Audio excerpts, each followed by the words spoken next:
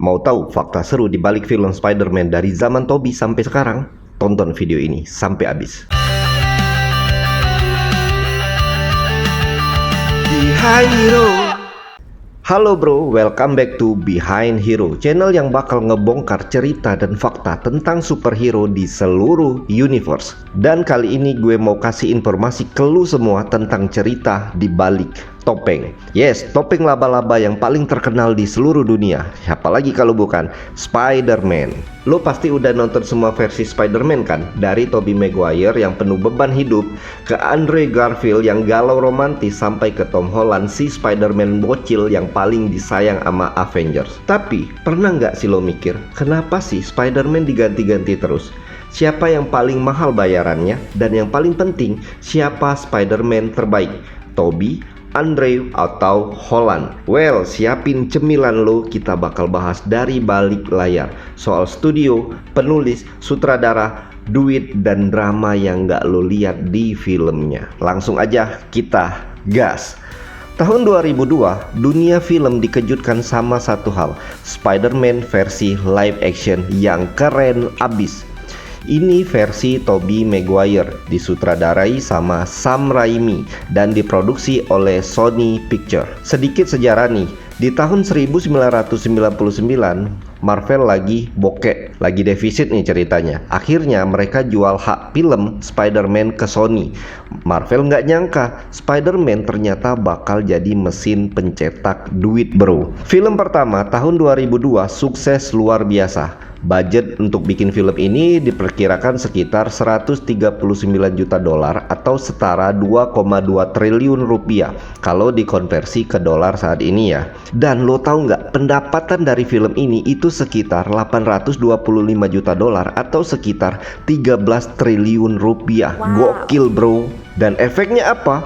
Sony ketagihan dong. Sony langsung bikin film selanjutnya.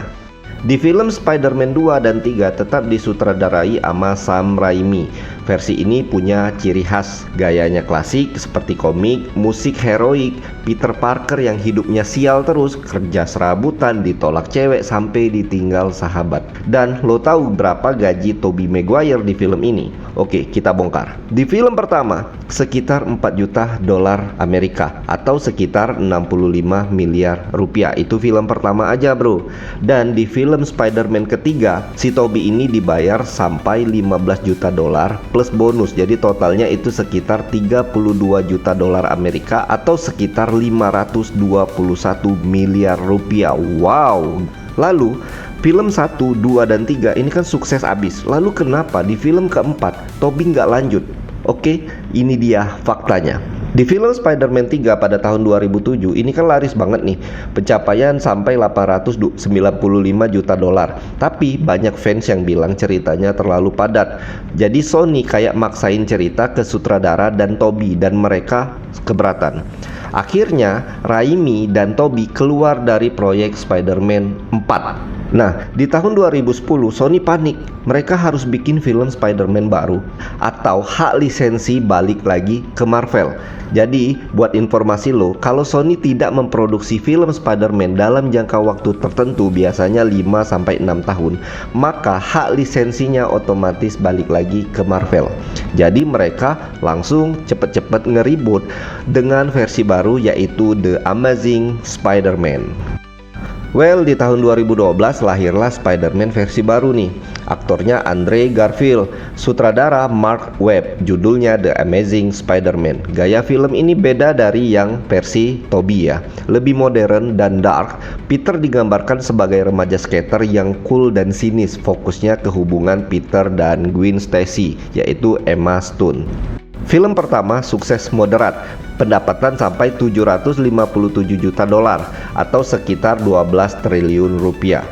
Tapi di film kedua yaitu tahun 2014, walaupun gede pendapatannya, ini dihujat habis-habisan oleh netizen karena terlalu banyak villain, endingnya dianggap terburu-buru. Dan lo tahu berapa Andrew Garfield digaji di film Spider-Man ini? Di film pertama dia cuma dibayar 500.000 dolar atau sekitar 8 miliar rupiah. Dan di film kedua naik, tapi totalnya nggak sampai 2 juta dolar atau senilai 32 miliar rupiah. Gede banget ya. Tapi coba lo bandingin dengan bayaran Tobey. Tobey dibayar sekitar 521 miliar rupiah, sedangkan Andre dibayar hanya 32 miliar. Dibanding Tobey, jauh banget. Tapi menurut gue di sini Sony benar-benar memanfaatkan keadaan di puncak populernya Spider-Man. Jadi dia nyari cash itu yang bisa dibayar sedikit murah. Analoginya gini ya. Kalau lo mau jadi Spider-Man, gue bayarnya sekian. Kalau lo nggak mau ya udah, banyak yang mau meranin Spider-Man. Namanya juga bisnis ya bro. Dan lo juga pasti pernah dengar ada proyek yang namanya Amazing Spider-Man 3. Lalu kenapa gagal? Dan kenapa Andre juga dibatalin? Oke, jadi gini nih ceritanya. Sony waktu itu ambisius banget mau bikin semesta Spider-Man sendiri. Tapi setelah Amazing Spider-Man 2 dianggap flop kreatif dan Andre juga dikabarkan tidak hadir di acara pentingnya Sony, proyeknya langsung dibatalkan. Dan boom, selesai, kelar. Spider-Man versi Andre nggak jadi. Jadi cuma batas The Amazing Spider-Man 2 aja. Pasti lo nanya kan, kenapa Andre nggak datang di acara penting Sony? Jadi gini ceritanya bro. Acara itu lokasinya ada di Rio de Janeiro, Brazil. Di acara China Europe, semacam acara promosi film. Jadi CEO Sony Picture Kaz Hirai bakal umumkan The Amazing Spider-Man 3 di acara tersebut. Rencananya Andre bakal tampil di acara nunjukin bahwa dia akan lanjut sebagai Peter Parker. Tapi Andrew Garfield nggak datang.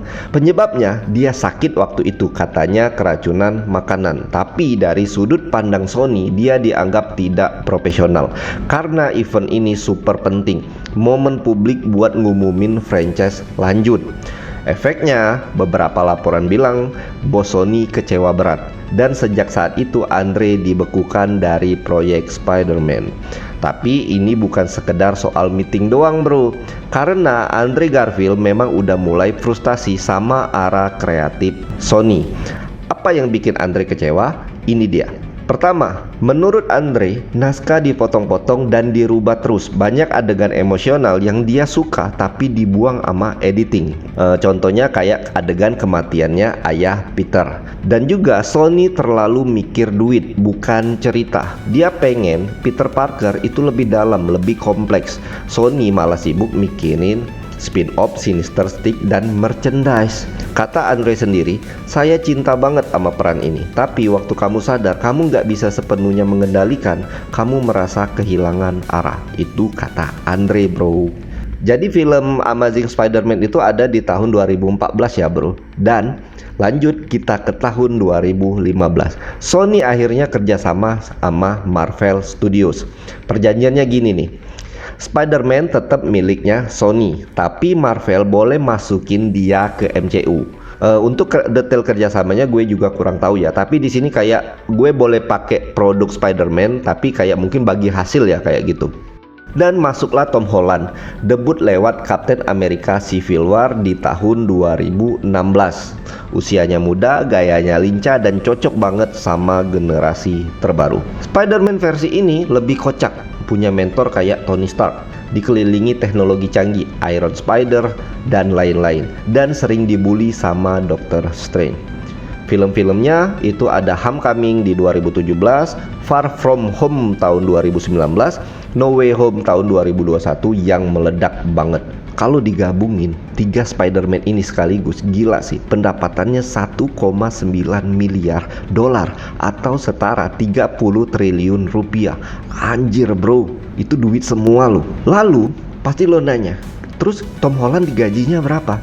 Oke, di Civil War dia cuma dibayar 250.000 dolar atau setara 4 miliar rupiah. Di No Way Home udah di atas 10 juta atau setara 163 miliar rupiah. Jadi ningkatnya gede banget ya.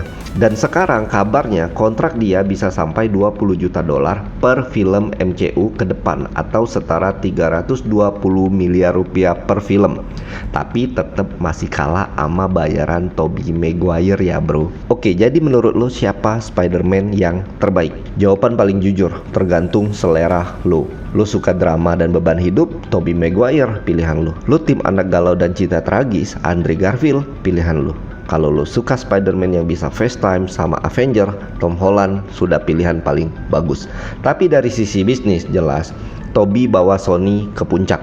Andre korban ekspektasi dan ambisi. Tom Spider-Man paling sukses secara global. Itulah kisah 3 Spider-Man, 3 dunia dan 3 strategi film yang berbeda. Kalau lu jadi produser, lu pilih Spider-Man yang mana? Komen di bawah ya bro. Dan jangan lupa like, subscribe, dan share, biar lu makin kuat kayak jaringnya Peter Parker.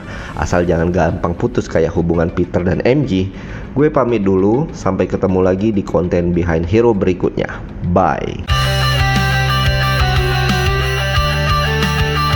Behind Hero.